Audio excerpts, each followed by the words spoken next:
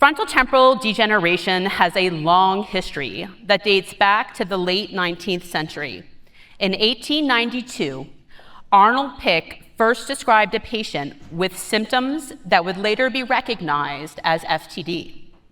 His observations led to the term Pick's disease, which was initially used to describe certain forms of frontotemporal degeneration. And I messed up because I have a slide for you guys. There you go. In 1911, Alzheimer's, I hope I pronounced that okay, the same scientists behind Alzheimer's disease identified the pathology of FTD, noting silver-stained Pick bodies in affected brain tissue. However, for much of the 20th century, FTD remained poorly understood, often overshadowed by Alzheimer's disease, which I don't think is new to any person in this room today. We could all echo that. The 1990s marked a turning point as researchers began to refine diagnostic criteria and recognize FTD as a neurodegenerative disorder. The discovery of tau protein abnormalities in 1997 and TDP43 pathology in 2006 helped clarify the biological mechanisms behind the disease. Genetic research expanded in the 2000s, identifying mutations in genes like C9orf72, progranulin, and MAPT, which are known to play a role in FTD. Today, FTD is recognized as a leading cause of early onset dementia. Distinct from Alzheimer's disease in its symptoms and progression, research continues to advance with growing efforts to develop targeted treatments and improve early diagnosis.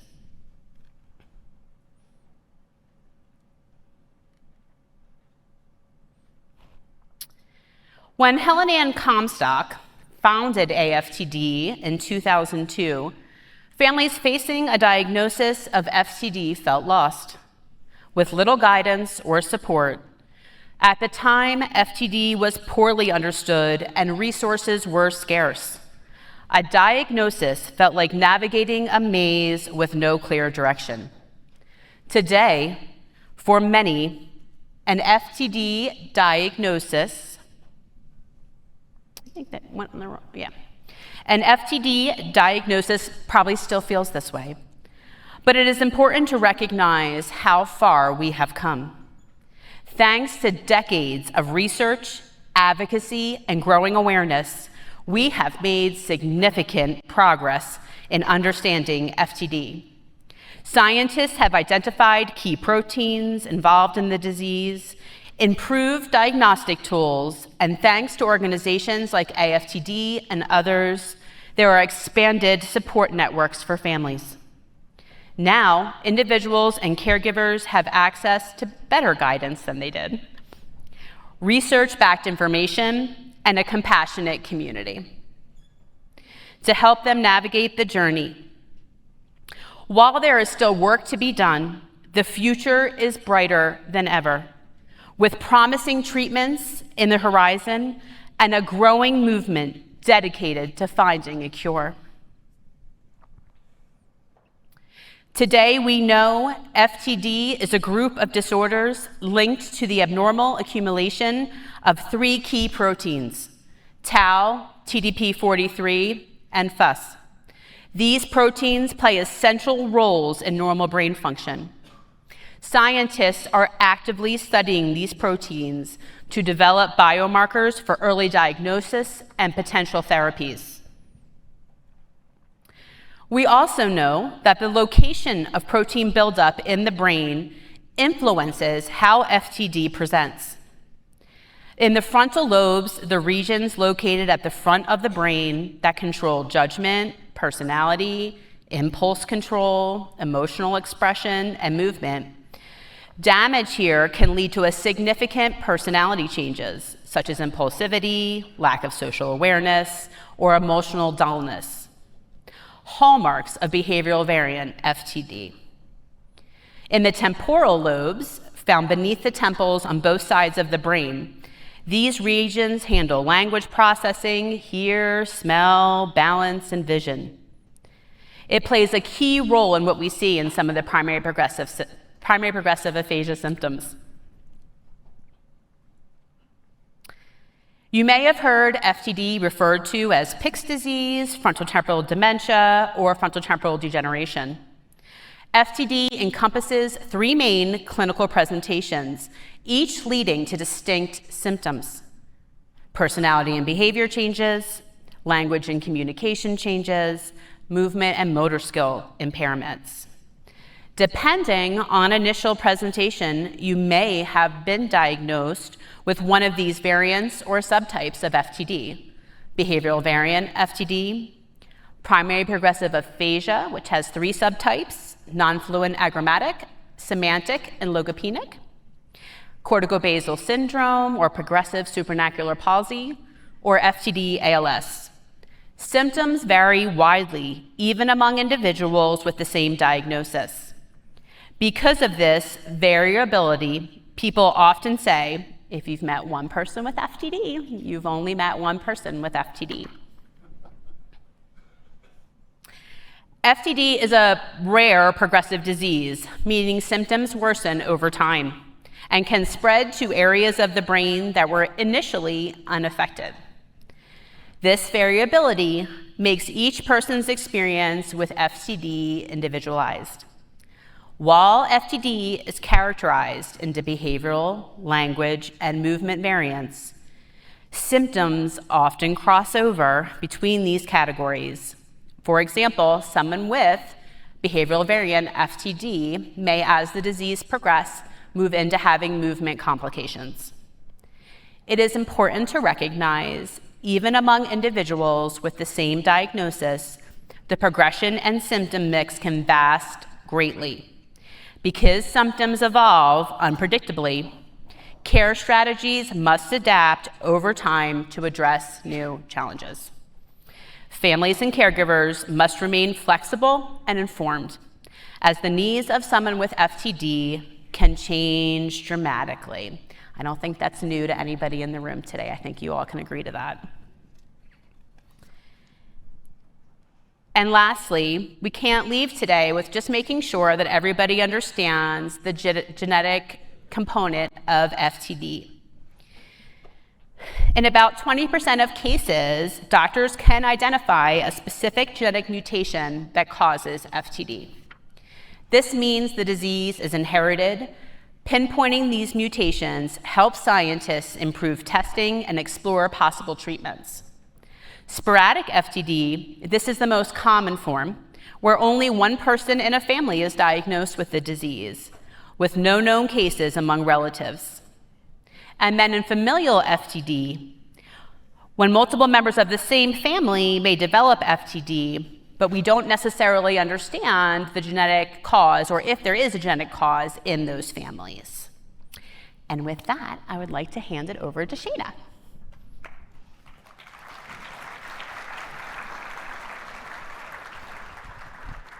Thank you, Esther. So research is the key to paving the path forward for a cure for all types of FTD. And I want to clarify, when I speak about research, research is not the same as the medical care that you receive. The goal of medical care is to help you personally feel or get better. The goal of research is to answer important questions that can benefit everyone.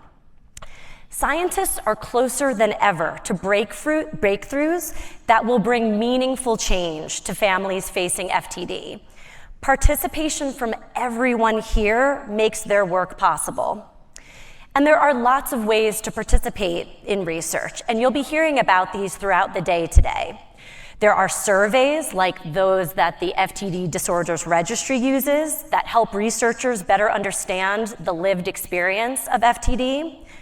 Observational studies where researchers follow people impacted by FTD over time to better understand the disease progression and how we can potentially intervene in that process. Caregiver studies to help us better understand what it's like to care for someone with FTD and how that experience can be improved. clinical trials to test new potential medications, non-medical interventions such as testing how speech therapy and positive support can improve symptoms, brain donation so scientists can better understand the underlying causes of FTD. Opportunities are available for everyone: people diagnosed with FTD, current and former care partners, family members, and friends. FTD research is gaining momentum with more opportunities now than ever. While we do not yet have approved treatments, the state of FTD science has changed dramatically in the last few years. Some examples are pointed to here. Clinical trials are at a place that was unimaginable just a decade ago. There are now a host of studies testing symptomatic treatments, those that can improve the symptoms of FTD, as well as disease-modifying treatments that have the potential to actually stop or slow the progression of FTD entirely by targeting the underlying causes. With those trials, while the road is long, we are closer than we've ever been to having an approved medication for some types of FTD. Anyone with questions about these types of clinical trials can visit our exhibitor booths or watch the videos from yesterday's Genetic FTD Symposium when that becomes available.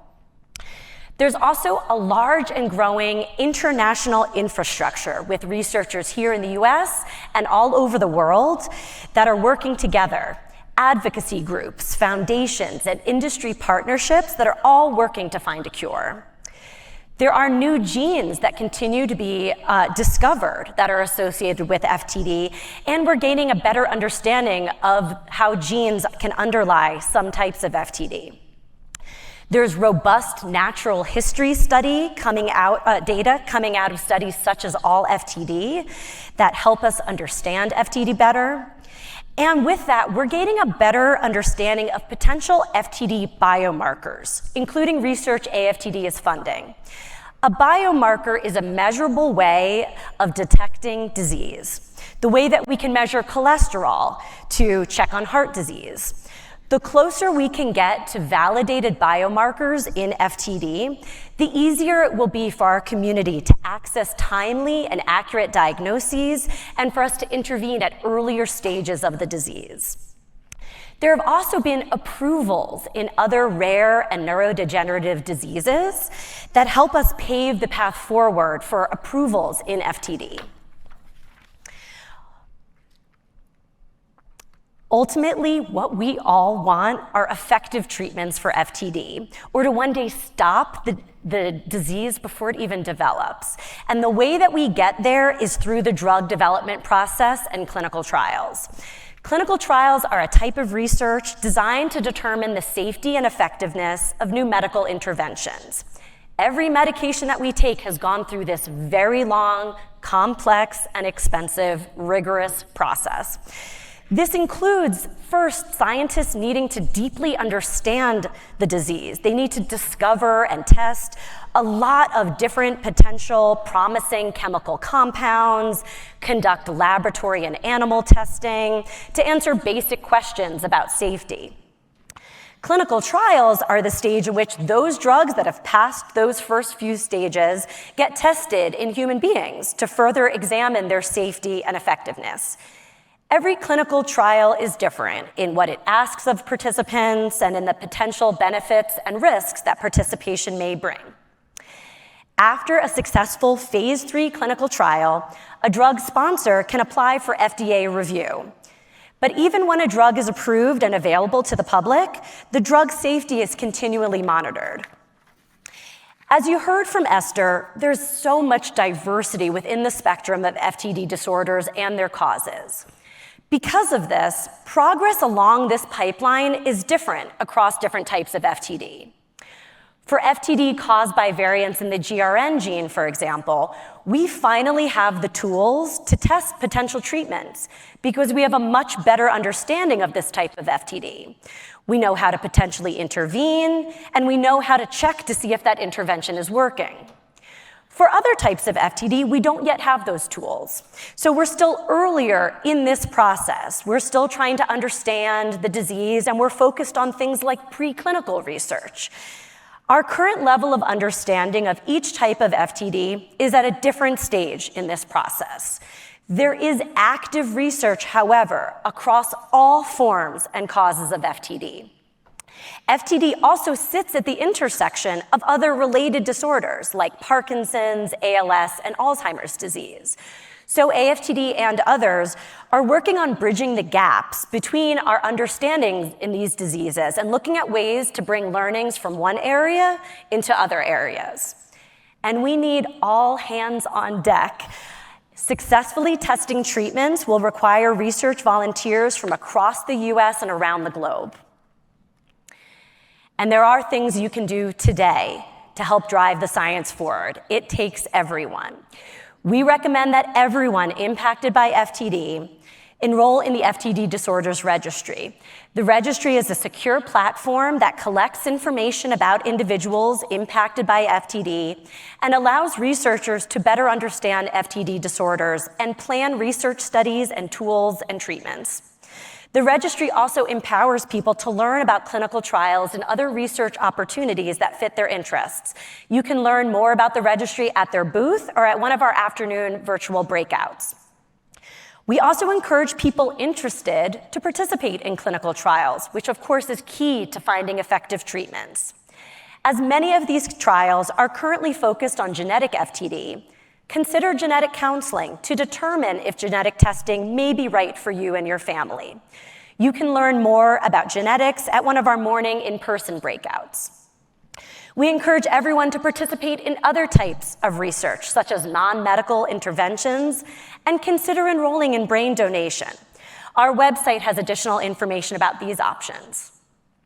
AFTD also helps to organize volunteers to contribute to driving research to a cure by facilitating, amongst other activities, community awareness and outreach related to increasing everyone's understanding of FTD, and participation in a broad spectrum of fundraising initiatives that contribute to vital programs, including research and drug discovery. You can also encourage elected officials to support policies and legislation benefiting those impacted by FTD by joining AFTD's Advocacy Action Center, and you'll be hearing a lot more about FTD advocacy at the end of today. AFTD works to ensure that the lived experience of FTD is brought directly to researchers through initiatives such as focus groups and having people impacted by FTD at the table when scientific conversations are happening. You can reach out to AFTD's helpline to get connected to AFTD and speak about these types of opportunities. And finally, the field is rapidly evolving, so we encourage you to sign up for newsletters, stay connected to AFTD, and help spread the news about what is happening in FTD research. The more information you have, the better you'll be able to advocate for yourself and your family. Coming to this conference is an incredible step. Together, we can pave a path forward for a cure.